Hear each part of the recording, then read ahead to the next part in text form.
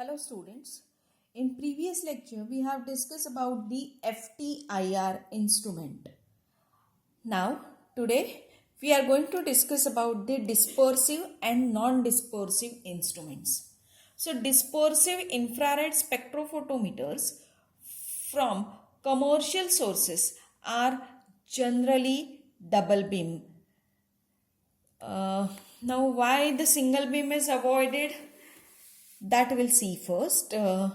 So like your simple photometers, it has the same limitations as that of you can say that IR spectrophotometer. So in double beam recording instrument use reflection gratings for dispersing radiations. The double beam instruments are less demanded with respect to performance of source and detectors use because transducers have low sensitivity. So you can say that a large single amplification is always needed. But then too, the double beam instruments are preferred more, because for that I would like to compare one example. The graph for that I will share you in the notes. You can refer that. But just I'll tell you about the example. When the transmittance against wave number curve is obtained, at that time atmospheric water and carbon dioxide absorbs the same in the same spectral region, and which can cause the interference problem with the sample. While when you are going to use the double beam instrument, at that time the reference beam compensate nearly for the absorption by the both, that is component and interference by the carbon dioxide and water. So a stable percentage T baseline, that is percentage transmittance baseline, is obtained when you are going to use the double beam instrument, while when you are going to use the single beam instrument, at that time the interference by carbon dioxide and atmospheric water is there. So therefore generally the double beam instrument is preferred. Now I'll show you the schematic diagram for this dispersive instrument. So this is a schematic diagram for dispersive infrared spectrophotometer. It incorporates a low frequency chopper, that is 5 to 13 cycles per minute, that permits the detector to discriminate between the signal from the source and signal from the extraneous radiations, such as IR emission from the various bodies which surrounds the transducer, etc. So that everything I hadn't shown in this schematic diagram.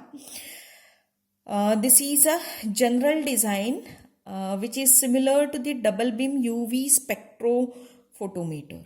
So in this schematic diagram you can see this as a source.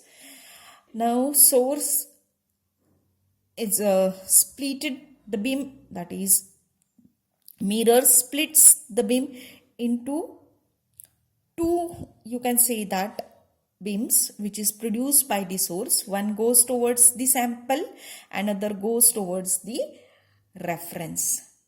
So this is a null type of instrument which is less expensive. Now from the reference it goes towards the again next mirror, and finally from the sample and from the reference it reaches to the transducer, or you can say that photocathode. In the path of reference beam, transmitted reference beam, optical attenuator is placed which is connected to the pen. Now this pen is, you can say that, makes the mark on the chart paper which is wounded on a rotating drum. The rotating drum is rotated by using the motor which is synchronized with the transducer. So the basic amplifiers and everything I hadn't shown over here. So just you can imagine, like in double beam you can say that photometer, UV visible photometer. The same arrangement is there. Now what exactly happens? The radiation from the source when passes through the reference and passes through the sample, at that time from this optical attenuator will reduces the reference beam, and the signals are gone towards the, you can say that, chart paper, which towards the pen, which makes the marks on the chart paper, and this is a transducer. So what happens? The dispersion beam falls on the transducer and it is converted into electrical signal, which finally reaches to the chart. Okay. Now limitations of this is the response of the attenuator system is always lags behind the transmittance changes, particularly in scanning regions where the signal is changing most rapidly. One more thing is that the momentum associated with both mechanical attenuator and the recorder system may result in the pen drive overshooting the true transmittance. And in the region where the transmittance approaches zero, almost no radiation reaches to the transducer, and the exact null position cannot be established accurately by using this. Okay, so this is all about for the dispersive instrument. So we have discussed the double beam dispersive instrument. Especially double beam instrument is preferred more. Now we are going to discuss about the non-dispersive instrument. So non-dispersive instrument are less complex than that of dispersive instrument.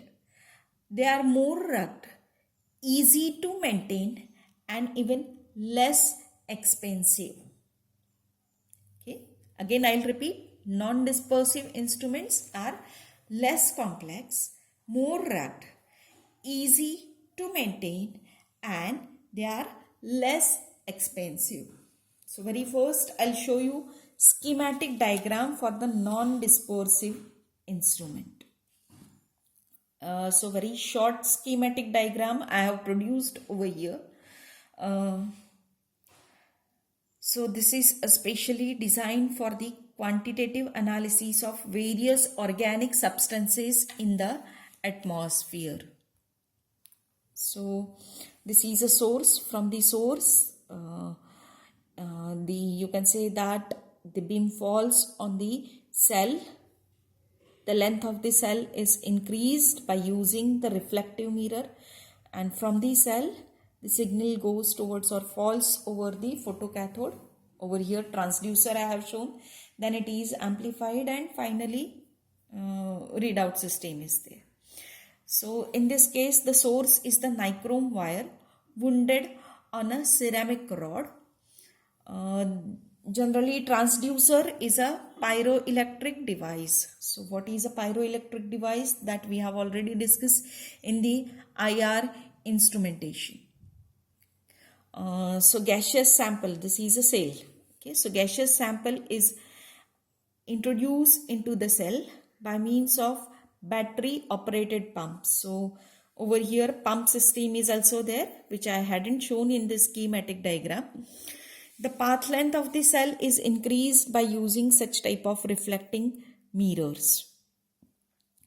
The photometer is sensitive to few tenths of ppm for the substances like acrylonitrile, chlorinated hydrocarbon, carbon monoxide, phosphogen, and hydrogen cyanide, etc. So especially this non-dispersive instrument is preferred for the detection of organic compounds. Otherwise the dispersive instrument is preferred more. Now one more type of non-dispersive infrared photometer we are going to discuss, which is specially used for monitoring the carbon monoxide, which is also known as a non-filter photometer. Non-filter photometer. So this is a schematic diagram for non-filter photometer. So photometers which employs no wavelength restriction device that are widely employed to monitor the gas stream for a single component. So as I have told you, this is specially used to detect the carbon monoxide. So a single component you are able to detect. So this is a schematic diagram for non-dispersive instrument designed to determine carbon monoxide in gaseous mixture. So there is a reference cell and there is a sample cell. So reference cell container is generally filled with the non-absorbing gas. So either it is sealed, over here I have shown the openings, but maybe it is sealed container. Okay. While from the sample, you can say that this is a sample cell. The gaseous sample is flowed. Okay. Now reference cell and sample cell have the similar length and breadth. Okay, so you can say that the volume occupied by the reference cell and sample cell is always same. Okay, this is a chopper, this is a reference source, this is a sample source. There is a beam attenuator which is placed specially in the path of reference.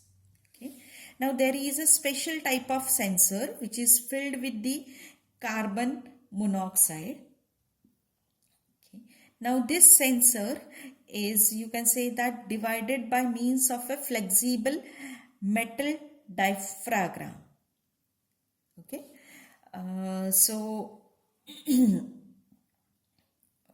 What is there?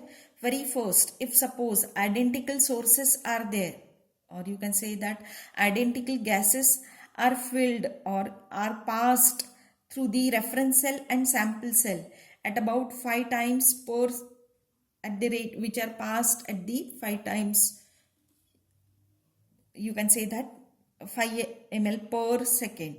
Okay. Then as I have told you, this is a sensor which is filled with the carbon monoxide and the two compartments are separated by the flexible metal diaphragm. Okay. So this flexible metal diaphragm act as a one plate of capacitor and this is a second plate of capacitor. Okay. And both goes towards the amplifier and finally goes towards the readout. Now, in absence of sample, that means if there is nothing in the sample cell, what will happen? Or you can say that similar gas is there which is in the reference as well as sample. Then what will happen? In absence of sample, the two chambers of this you can say that sensor are heated equally. Okay, so whatever the capacitance will be, you can say that some constant capacitance is given by this, you can say that the capacitor. Okay, but when sample is filled or introduced in the sample cell, at that time what will happen? There will be change in the heat. Okay, there is a change in the heat. So due to the change in the heat, what will happen? Capacitance of the capacitor will changes, which is proportional to the amount of sample present in the sample cell. So this instrument is highly sensitive because heating of sensor gas occurs only from the narrow portion of the spectrum absorbed by the carbon monoxide which is present in the sample cell. So therefore, it is a very, very sensitive detector. So that's all for the dispersive and non-dispersive instrument. Thank you.